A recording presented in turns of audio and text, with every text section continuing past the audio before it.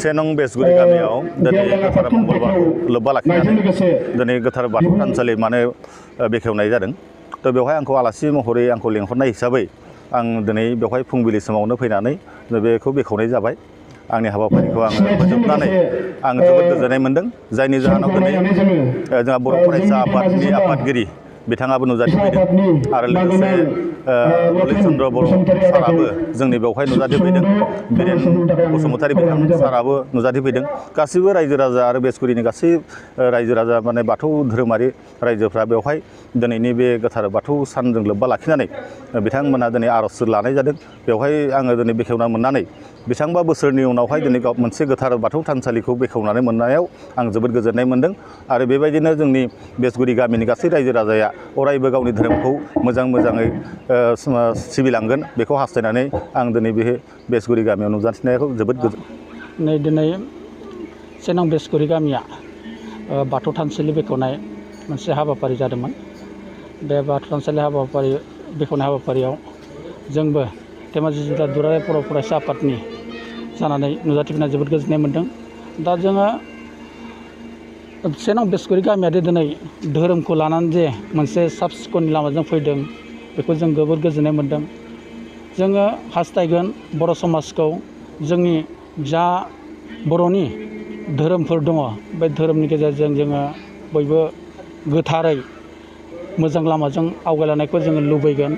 आरो जोंनि बिमा बिफा आबै आबौ मोना जोंनि इयुन जेनेरेसनखौ जोंनि फंबाय बिनानावखौ धोरोमनि जा आसार रिति निति बेफोरखौ जोंनो मोजाङै फोरोंनांगोन।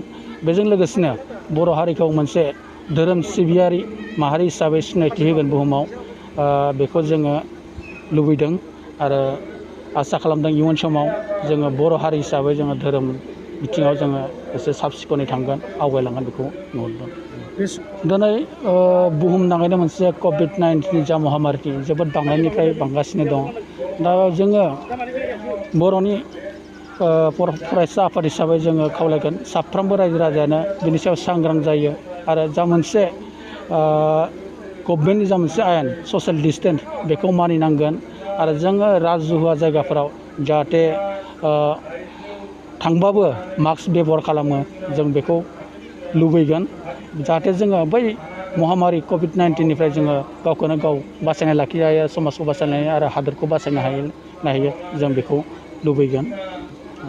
जोंनि सेनं बेसगुरि गामिया बुहुद सिमां दंमोन जे जोंबो मोनसे धोरोमसालि नांगौ होननानै जोंनि गोदोनि आइ आफामोना मोनसे गायसनना गालांदोंमोन। बेयाव 1968 सनाव दा 1968आव रायजो जाफैनानै बिथांमोना मोनसे धोरोमसालि नांगौ होननानै गायसनना गालांदोंमोन। दा फैयै फैनानै बयनिबो नाजालायनायाव जे मोनसे मोजां परिस्थितियाव लानानै जाहाथे जोङो रायजोखौ मोजां सिबिनो हागोन बा दैदेनलांगोन आरो जोंनि धोरोमसालिखौ जोङो साफायाव महर लाखिनो हागोन होनना नाजालायनायाव जों दिनै 2018 मायथाइयाव जोंनि रायजोआ मोनसे खुन्था गायसनदोंमोन बाथौ थानसालि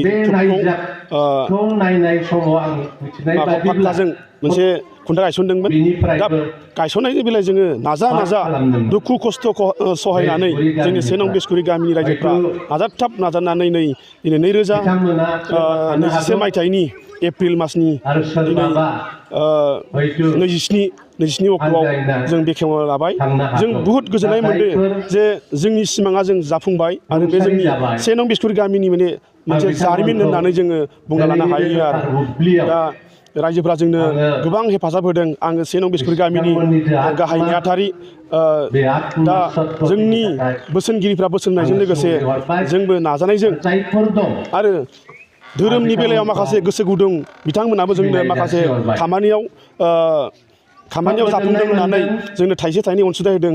बिथांमोननिथिंबो जोङो रोजा बावहरनाय थादों जाहाथे जोंनि बे धोरोमसालिसिम मोगथां महर मोनबाय। जों बेखौ बुहुद गोजोननाय मोन्दों आरो। धोरोम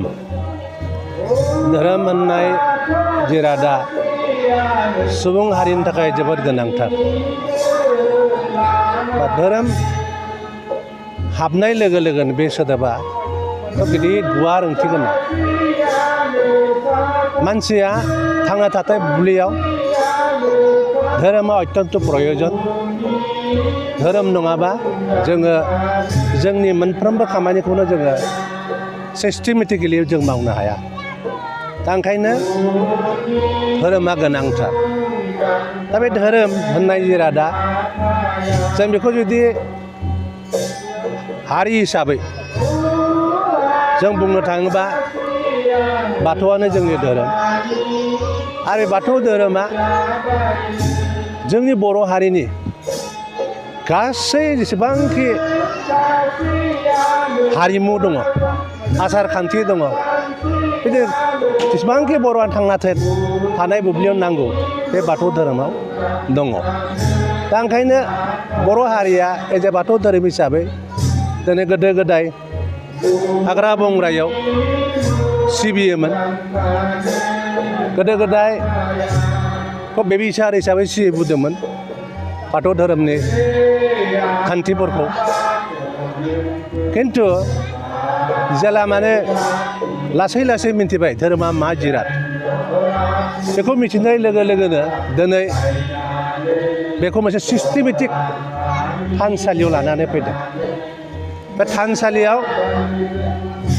आफा बोराइ बाथौखौ संग्रिनाय जायो बोराइ बाथौआनो सर्ब शक्तिमान आरो बे बोराइ बाथौ नङाबा जोङो जिखुनु खामानिखौनो जों मावनो हाया बेखायनो आं सानो जे जोंनि धोरोमनि गेजेरजों बाथौ धोरोमनि गेजेरजों जोङो जोंनि जेसेबांखि गामिफोर दङ बेवहाय थानसालिखौ सिस्टेमेटिक मोनसे इसोर गाबज्रिनाय खान्थिखौ जोङो लानांगौ होमब्लानिया समाज मोजां जागोन हारिया मोजां जागोन आरो जोंनि बर' हारिखौ जोङो बिश्व दरबाराव जों सिनायथि होनो हागोन